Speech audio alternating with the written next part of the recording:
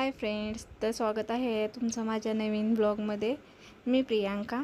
तर आज आपला बेत आज जरा वेगळा आहे। आज मंगळवार आमच्या बाबांना सुट्टी असल्यामुळं आज सकाळीच मटणाचा बेत केला। चुलीवरचं मटण खास फरमाईश असल्यामुळं मटण चांगलं धुवून घेतलं, हळद मीठ लावून थोडा वेळ मॅरिनेट करून ठेवलं। नंतर आता ते चुलीवरती शिजायला टाकलेलं आहे। अजून पाणी घातलेलं नाही त्याला। तेल कांदा फोडणी देऊन चुलीवरती अजून आमच्या पाण्यातच शिजायला ठेवलेलं आहे त्याला। मस्त वाफवते तोपर्यंत मी आतमध्ये भाकरी करून घेतल्या। भाकरी झाल्यानंतर वाटणाची तयारी केली। खोबरं, आलं, लसूण, कोथिंबीर तोपर्यंत मसाला करून घेतला। तोपर्यंत आपलं मटण हे शिजलं आणि रस्सा, सुक्कं मटण, कांदा चिरून घेतला। फोडणीसाठी तेल गरम करत ठेवलं। तेल तापल्यानंतर परतून कांदा गोल्डन ब्राऊन रंगावरती परतून घ्यायचा। गोल्डन ब्राऊन रंगावरती कांदा चांगला परतून झाला की त्याच्यात आपलं घरगुती लाल तिखट घातलं। लाल तिखट परतून घ्यायचं, छान तेलात भाजून घ्यायचं।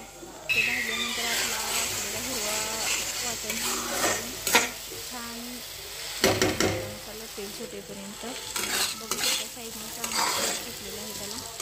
तेल सुटल्यानंतर ज्या आपण सुक्कं फोडी काढून घेतलं होत्या ते त्याच्यामध्ये टाकल्या।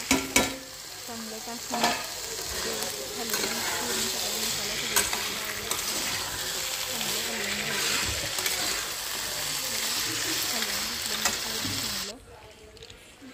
नंतर त्याच्यावर पूर्ण हलवून झाल्यानंतर वरून आपला मटण मसाला आणि थोडासा गरम मसाला टाकून पुन्हा हलवून घ्यायचं। बघू शकता छान असं तर्रीदार मटण तयार झालं आहे। तोपर्यंत इकडं आपल्या पिवळ्या रश्श्याला उकळी येत आहे। रश्श्याला उकळी आली मग त्याच्यामध्ये वाटलेला आपला हिरवा मसाला घातला। हिरवं वाटण घातल्यानंतर पुन्हा एकदा हलवून घेतलं चांगलं। त्याला आपण उकळी काढून घेतली।